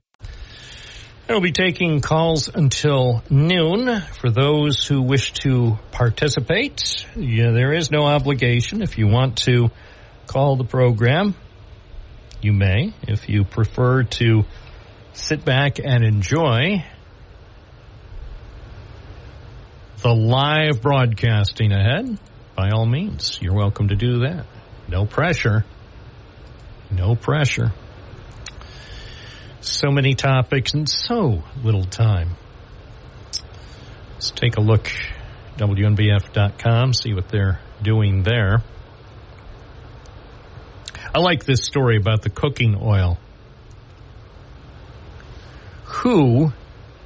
What kind of sicko would intentionally spill cooking oil in downtown Binghamton? What kind of twisted mind would do such a thing? I've covered a lot of stories in my lifetime, but a deliberate effort to make a mess, not just a mess, a greasy mess, or if you're from Indiana, a greasy mess. So, according to the guy who runs this company that collects used cooking oil, Garth Charpentier, who runs the Clean Green Service, he said to me, this is malicious. So it didn't just spill. And he pointed to a hole in the lower section of the container where downtown Binghamton restaurants dispose of their used cooking oil. Sadly, cooking oil can't be used forever. So after it's no longer usable for cooking, then they bring it to this thing, and then one of the tankers will collect the cooking oil, and then they make biodiesel or whatever, or silly putty out of it. But evidently, sometime, I would think this may have happened Thursday evening or early Friday morning. Somebody with a drill apparently drilled a hole at the bottom of the container, so several gallons of nice and goopy and greasy and slippery and sticky cooking oil winds up spilling all over the pavement. Now, nobody knows anything about it. Of course, that's always the case, right? Nobody knows. I wrote a note to City Hall. What do you know about this? No response. And I mean, nobody wants to even talk about it. So, oh well, it's like everything else. Nobody knows. Nobody knows a darn thing. Anyway, you can see the story. Cooking oil spill causes greasy mess in downtown Binghamton. The guy who owns the company, he says he's got several hundred places that his company picks up from, and this apparently is the only time that somebody has done this. So, well, once again, Binghamton gets on the map, and not in a good way.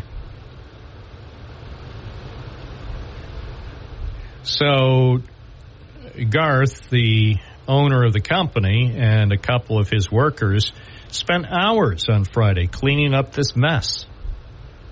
They got better things to do. Yeah, it was a nice day, so they have to spray it down with water and use a degreaser and some sort of detergent or whatever on the pavement so people don't slip and fall, or so cars and trucks driving through there don't crash into something. So if you know anything about it, just give me a call. If you know who did it, just call me. And the biggest question is, why would you do it? Are you just out to cause trouble? If that's your mission. Well, I've got the full story and some pictures, WNBF.com. Of course, WNBF.com has other stories. Here's a story that I haven't seen anywhere else. They set up a merchandise stand to sell campaign merchandise for the upcoming election. So it seemed like a good idea. I know they have these stands elsewhere around the country. I have not seen, except for this one place, I have not seen anybody set up any stands to sell merchandise for the presidential election campaign. So I thought, well, let's do a story. So we did. And you can see that at WNBF.com. They had everything there, caps and flags and banners,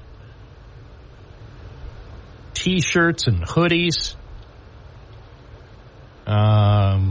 mugs, coffee mugs, shot glasses, stickers. They have everything. Well, not everything, but they had lots of things. And I talked with the operator of the stand, and he said, yeah, business is good. When he showed up on Friday around midday to open up the stand and set it up, he said there were already about half a dozen cars waiting there to buy stuff. So, but he also pointed out it's difficult to find a spot to operate this type of political pop-up shop because some businesses, understandably, don't want to allow something that will generate controversy on their property. So, in this case, the spot he found, the owner of the property said, yeah, it's fine by me. But some places just don't want to deal with potential problems. First of all, I don't understand why anyone has a problem. The whole point of America is, what do we do in America? We sell stuff. Goods and services. That's the economy. So if you want to see that stand, and if you know of any others, I haven't been driving around looking for them. I'm just saying, if I see others, maybe I'll do another story. It just seems to me, if you set up a business, a store, or a pop-up shop, or this type of stand, and you have stuff that people want, sell it. That's the American way. That's how our economy works. People buy stuff. That means more jobs for more Americans. So everybody wins. It's a win-win. 607-772-1290 is our number. Coming up later today, Dan Bongino is on from noon to 3, Sean Hannity from 3 to 6, and Mark Levin from 6 to 9. It's all for you at 92.1 FM, 1290 AM. And you can always stay connected with your favorite WNBF programs using the free WNBF app. Let's take a call from another lucky listener. Good morning, you're caller number 1. What's your first name? Where are you calling from? I'm a lucky listener. You're the most lucky person in America. I am pretty lucky, I admit. What's your first name and where are you calling from? This is lucky listener Matt Ryan. All right, so what's going on? I just wanted to comment on some of the things that happened this weekend that are upsetting and troubling to me, and I wish they weren't. all upsetting and troubling, but these days they seem to be. This, you know who that Greg Gutfeld guy is on the 5 on Fox? You go, he's a report, you know, he's a commentator, whatever he is. He's calling for a civil war. He called for a civil war because the election system is not working anymore. That's what he said on Fox News.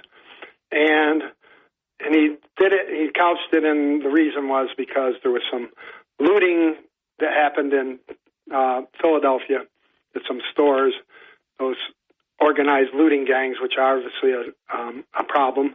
But I know from paying attention that there's, you know, a lot of law enforcement working against those, and in fact, I think 9 people were arrested as a result of those events.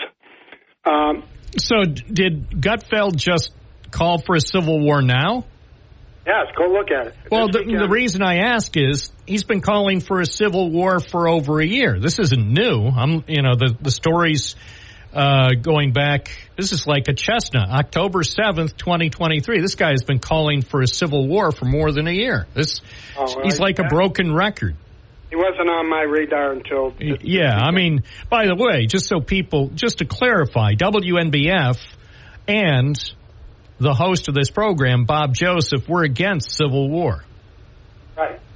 And the other thing is the continuing stuff that the president said all weekend long at his rallies, and he's clearly becoming more and more unhinged.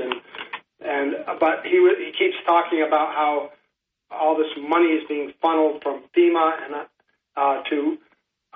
not going to the people of North Carolina. Well, Senator Tom Tillis, who's a very, very conservative Republican senator, and North Carolina's largest newspaper. So that's why I wonder if somehow Trump just doesn't get it. You don't go into a state that's experiencing extreme catastrophe and difficulty and try to make it political. This is all about, we should all be trying to help that state. I think everybody of any conscience realizes that. But he is out there spreading this rumor. And it's all I do when I hear stuff like that is just shrug.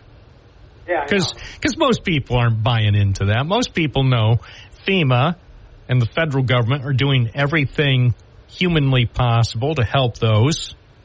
I mean, most people... Now, there will always be a percentage of people who will buy in and think that the money that should be going to American disaster victims is actually going to, homicidal maniacs from Peru or whatever. You know, it's... what can you say? Hey, okay, thank you, Matt. I want to play this because Matt from Binghamton brings up something interesting, but I don't think it's new at all. This is something that goes back a year, and the way I know is because on the internet, on Twitter, it's dated October 5th, 2023, and the legendary, iconic Greg Gutfeld said elections don't work. And, well, let me just play. This is part of it, and thank you to Twitter and Elon Musk. And this particular clip was posted by someone named Justin Barragona. This is Greg Gutfeld, apparently from Fox News, just over a year ago. So, again, keeping in mind, this is not new. But only certain people get criminal mulligans. And January 6 protesters, they don't get criminal mulligans, and here's why. They're the oppressor.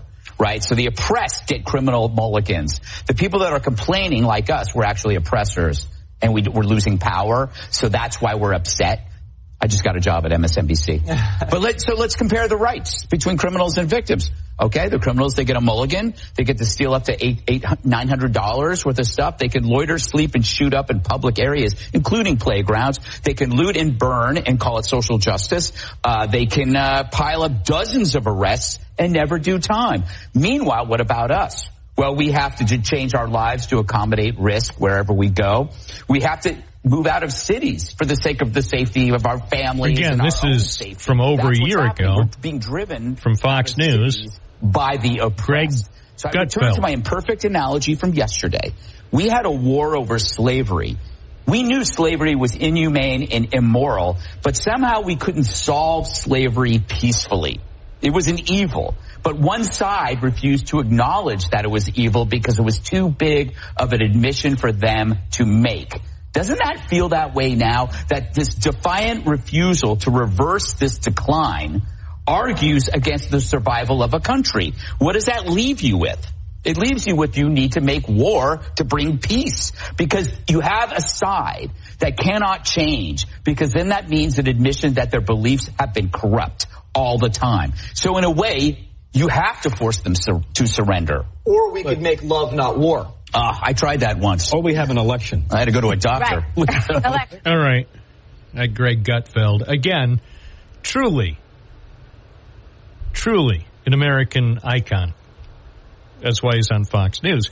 But that was over a year ago, where he's talking about having a war, elections don't work. Well, elections aren't perfect. Nothing's perfect. But if Greg Gutfeld or anybody else at Fox News wants to go on the air and talk about that they think civil war is some sort of a good thing, So if I was in charge of Fox News, would I fire him? No. If I was in charge of Fox News, would I tell Greg Gutfeld to stop suggesting or encouraging or even discussing civil war? That's not helpful right now. Here we are, a divided country. We don't really need the most powerful news channel in the history of the planet putting opinionators on, indicating civil war should be an option. Yeah, if they want to talk about it among themselves after the show. But again, considering that Rupert Murdoch runs the place, he probably figured that was good for the ratings. Hi, WNBF. Good morning. You're on the air. What's your first name? Where are you calling from? Hey, good morning there, Bob. Dave from Vestal.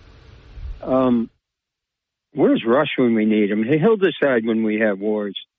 We're always we took our cues from him. We don't have him around anymore, so we just got to feel our way through now.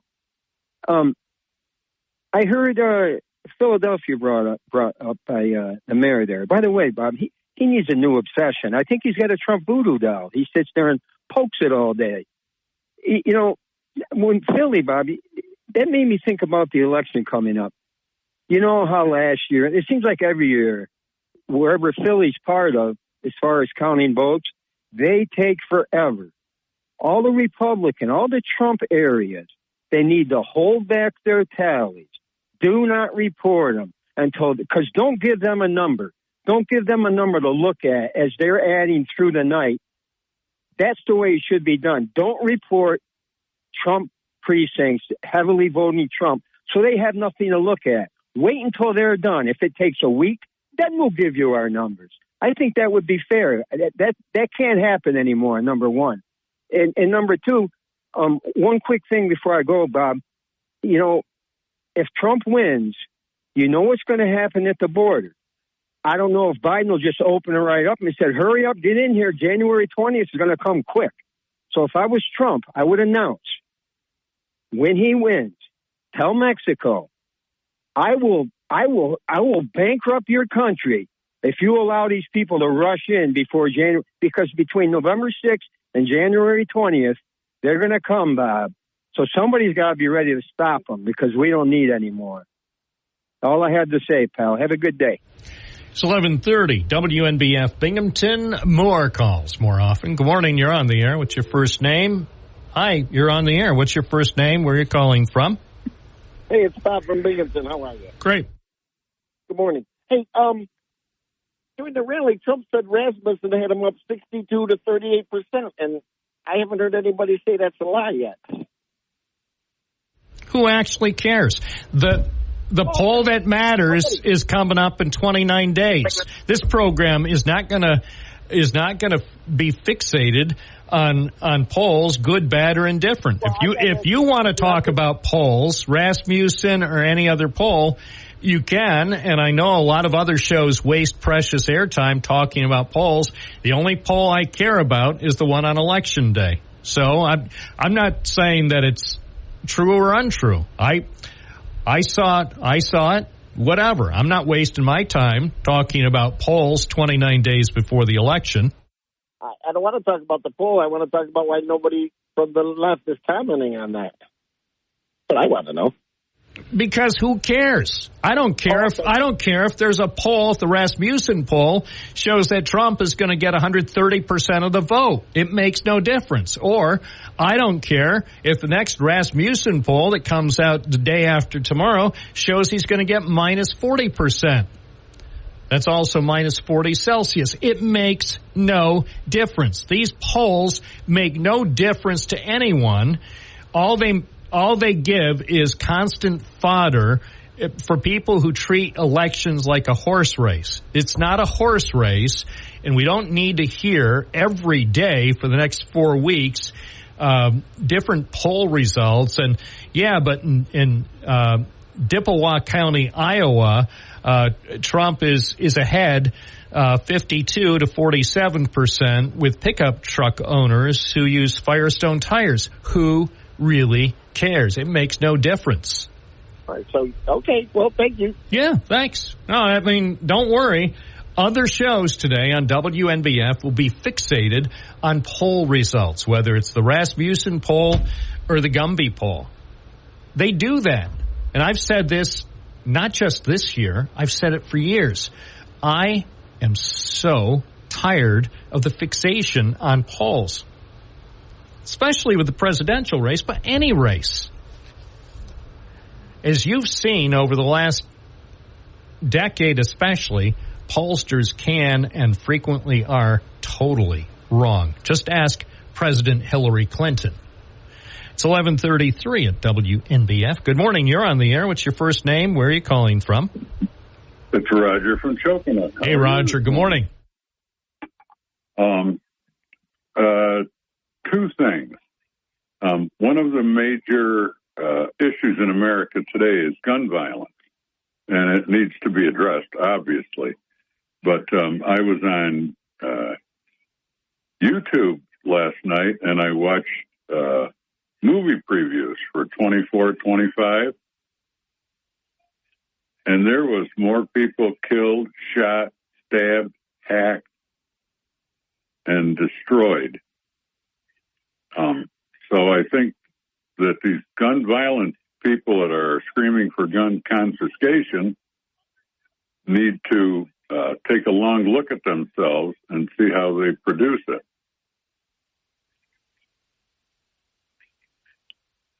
Well, all I can say about it, first, I don't disagree with your point. There's too much violence depicted in movies and TV shows and music and everything else. But they're giving the people what they want. You know, it reflects the American public's insatiable appetite for violence. And yes, that's true. And the second point I was going to make is that FEMA's complete lack of effort to get people in there. I was listening to a helicopter pilot that was down there, and 4 days after the hurricane started, and he said 90% of the helicopters there were all from private people. And he only bumped into two Blackhawks parked at an airport, and he asked why they weren't doing flights, and they said they can't do anything till they get permission from their uppers. So I would like to know why FEMA is taking so long with so much devastation that's there. It's really disgusting, especially when they admitted over the weekend that they had spent millions and millions of dollars from FEMA for illegal immigrants. Yeah. And by the way, there's a lot of money. FEMA has access to a lot of money. So to say that money that has been used to help people who are in this country because they're fleeing some bad situations at home, so to assert that the money that is being used to help them has anything to do with the amount of money available to help our fellow Americans who have been devastated by hurricanes and other storms. They're not related. I mean, I know in a certain worldview, you would think that they're related, that America doesn't have enough money to help those who've been victimized by the storms and also help those who need assistance, who have nothing else, who find themselves here because they're fleeing a bad situation.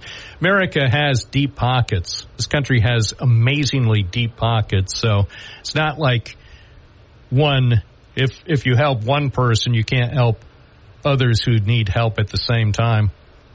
Well, I think it was Mayorkas that said FEMA's running out of money. He might have said they're running out of money. That's just to put Congress on notice that you're going to have to approve more money. He didn't say FEMA is out of money.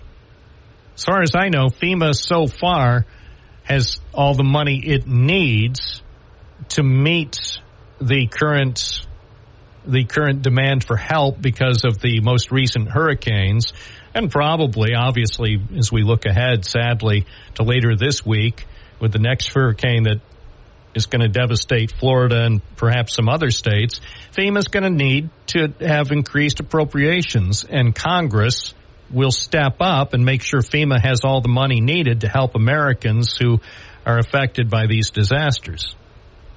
Well, he said they're going to run out of money for the hurricanes that are coming in the future. That's why Congress...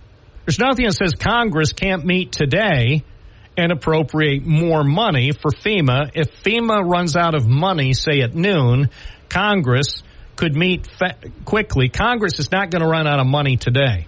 So again, my point is, I think Mayorkas, and I didn't hear his comments on this particular subject, I think he's putting Congress on notice, get ready to approve a special appropriation because we're going to need it. This may be, but... Well, yes, it may be.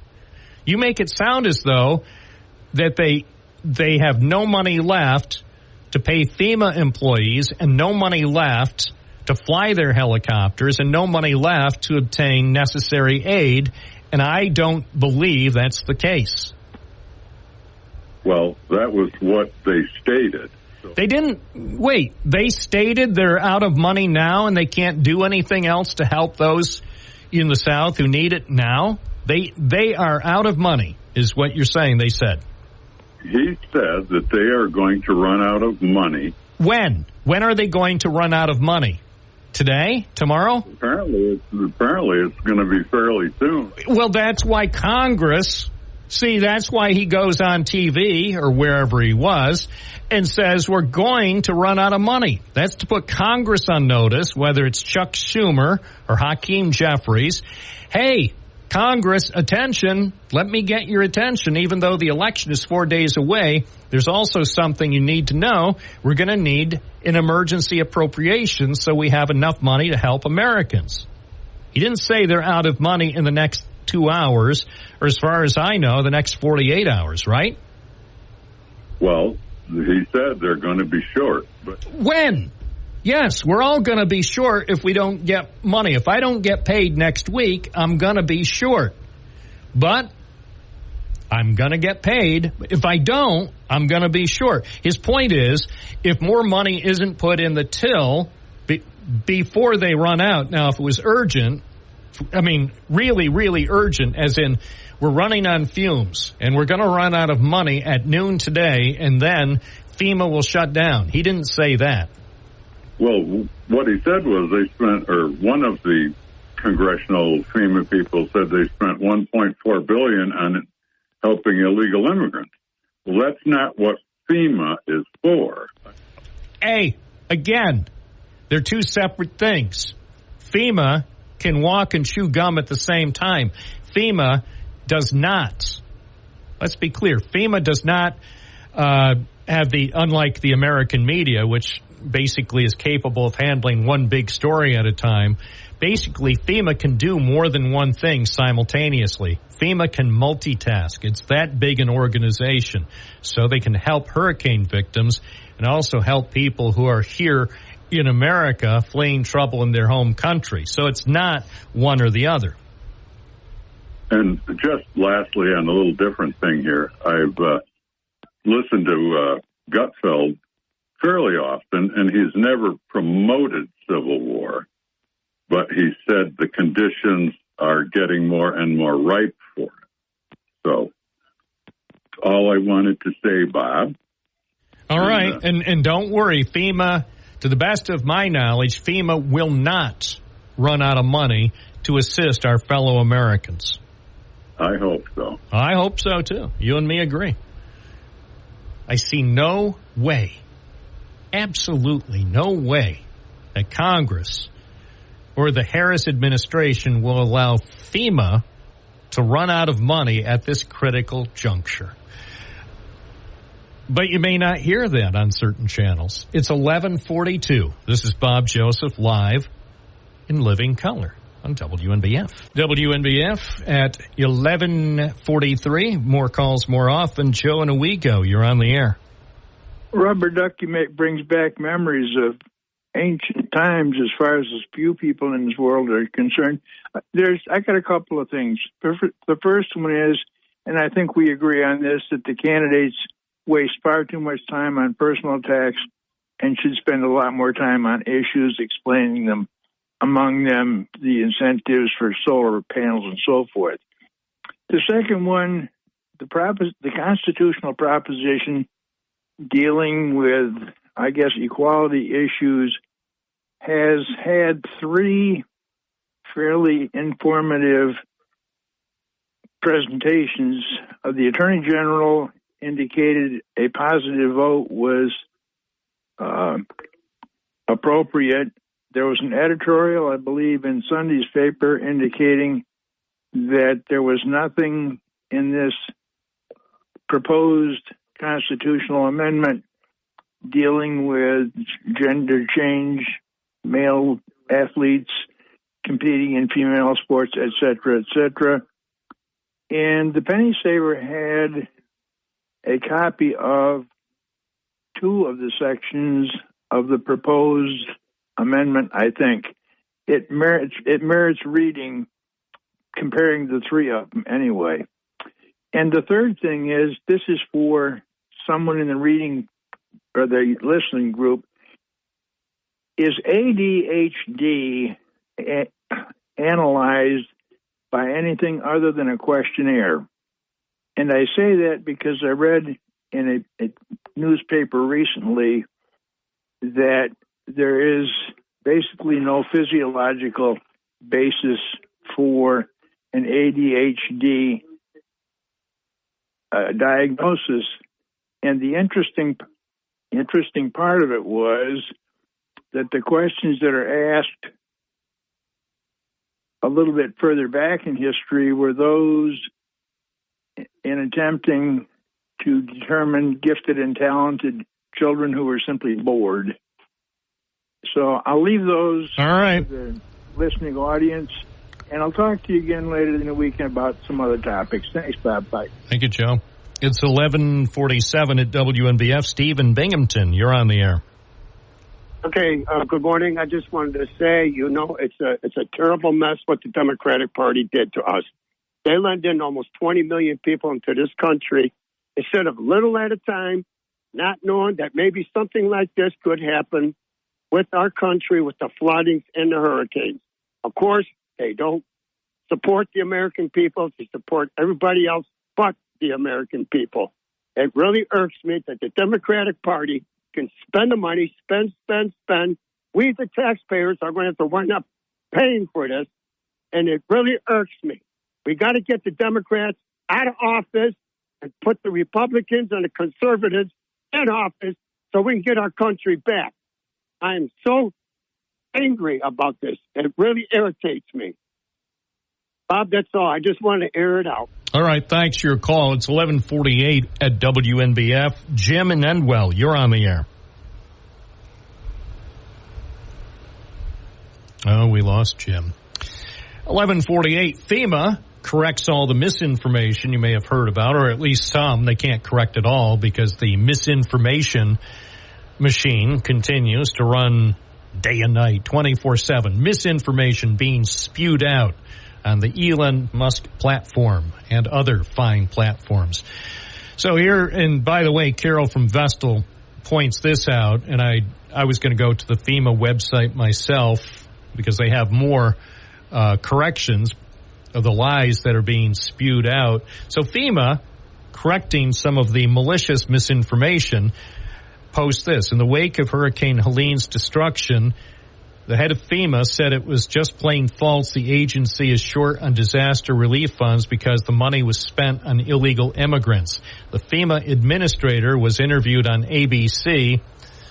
George Stephanopoulos said, let's talk about some of the misinformation out there, including these claims from Trump that FEMA is $1 billion short because money has been going to undocumented immigrants.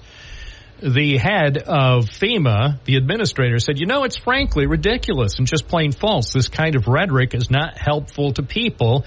It's really a shame that we're putting politics ahead of helping people, and that's what we're here to do. We have had the complete support of the state.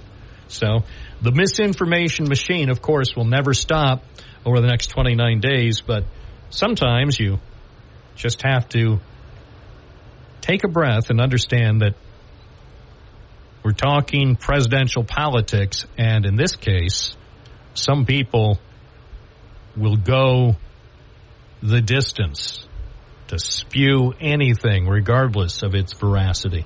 Morning, WNBF. You're on the air. What's your first name? Where are you calling from?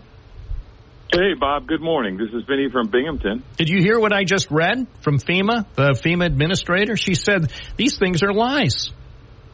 Oh, I know. But, Bob, right now, do you know so far this year we've had 1,437 tornadoes? You know how many hurricanes we've had? And what about snowstorms? And there hasn't been any type of criticism until a certain person, this birther, goes down there and starts creating all this stuff. And now you guys want to tie that in with immigrants. This is why I'm so sick and tired, like that other caller that called in. I'm sick of you guys ruining this country. We had a border bill. I want you to think of a building, a general store, and there's two doors in the front. One's the complaint line, and the other one is the solution line. Why do you Trumpers always in the complaint line? I don't see anybody over there with solutions. And then you finally came up with a solution. You guys buried it, and you know it. And that's why you don't want to talk about the border bill. And, Bob, have you noticed that? All these Trumpers, they don't want to talk about the border bill. They want to talk about... Well, of course not, because remember, the whole point of the border bill was to help fix a serious problem. But if efforts were undertaken with the border bill, if it was passed in the bipartisan accord that was on the verge of happening, then it would have eliminated this whole thing. Then the only issue, the overriding issue for the 2024 campaign would probably have been abortion rights. And the Republicans realized that was not going to be an issue that they could finesse, at least not with enough Democrats or independents to get their candidate elected. So they desperately needed to retain immigration as a big issue, and they've managed to do it. It is just absolutely crazy. This is exactly why Democrats, we got to go out, we got to stuff those ballot boxes, we got to blow these guys out of here. I'm looking at the paper the other day or reading online. Do you know Jim Jordan? They've had 91 subpoenas. This is the most worthless Republican-led House we've had in decades. Well, they're entitled to proceed the best way they think they can get their guy elected. I understand they think this is the most important election in the history of the world, and I think they may be right. Good morning, WNBF. You're on the air. What's your first name? Where are you calling from? Another one because of water in the lines. Hi, you're on the air. What's your first name? Where are you calling from? Oh, Broseph. you keep defending. You didn't give me your name or where you're calling from. I don't have to. Oh, okay. Hi, WNBF. What's your first name? Where are you calling from? Hey, good morning, Bob. This is Martin. Hi. Good morning, Martin. Hi. Yeah. File this under it never stops with these crazy people. On Thursday, Marjorie Taylor Greene says, yes, they can control the weather. It's ridiculous for anyone to lie and say it can't be done. Oh, I saw that. I think she was kidding. No, wasn't she kidding? No, she ain't kidding. My God, no, I doubt that. No, they're going up there in helicopters and, flying right into the impending Malcolm coming in at 155 mile an hour winds. Well, if that's the case, then Howard is out of a job. If they can control the weather, Howard up at the weather deck. And Brian and the weather team, they're out of a job. If the weather is being controlled, they might as well just dismantle the weather deck and eliminate the weather segment completely and just shift their emphasis to sports. At least sports can't be controlled, except by the gambling interests. Yeah, if that was true, why don't they give us another September? September was beautiful. Yes, if the government can control the weather, how come we can't have the kind of weather we had Saturday and Sunday for the next 4 months? Yeah, but I would say September was better than most of the months in the sun. It was beautiful. September was the best. Yes, it was, and did a fair amount of fishing and hiking and that kind of stuff. But no, she's right, and like she says, it's ridiculous for anyone to lie and say it can't be done. Can you tell me how it can be done, Bob? No, I don't even want to go there. By the way, let's listen to more about the, and this is Deanne Criswell. She is the administrator for FEMA, but she is lashing out at the people who've been telling big lies about FEMA over the last few days. Hold on, this is from the big stack of stuff. Hold on. I need to make sure I can get the resources to where they're needed. And when you have this dangerous rhetoric like you're hearing, it creates fear in our own employees. We need to make sure we're getting help to the people who need it. Did you hear that, Martin? Yes, I did. And it's, I watch the news a lot, and it's these poor people that are around Asheville and they can't, there's no roads to get to them and stuff. And then they're possibly hearing that, they're become apathetic and everything else and depressed and stuff. And help is on the way. It's coming if it's not already there. And there's plenty of money. And of course, Trump said last week that talking about using Georgia and says that they're not getting any help, and he hasn't even talked to the governor. And the governor came back and made a good rebuttal and says, I already talked with him the other night. Everything's fine. We got plenty of money. So there you go. It's an election year, so, but... Yeah, so I'm not surprised. Hey, desperate people will do desperate things. This is more of the FEMA administrator, and this is the bottom line. You have to support FEMA. You have to support everybody in FEMA, from their ground-level employees all the way up to the top, because they're doing a very difficult job. It's frankly ridiculous and just plain false. This kind of rhetoric is not helpful to people. It's really a shame that we're putting politics ahead of helping people, and that's what we're here to do. I mean, think about this. It's heartbreaking. The FEMA employees who are going to these hard-hit sections of the South and then having to deal with some people who probably actually believe the misinformation. Yes, they probably do. And, Bob, look at this. One of the more far-fetched rumors is that Helene was an engineered storm to allow corporations to mine regional lithium deposits. Oh, my gosh. Come on, man.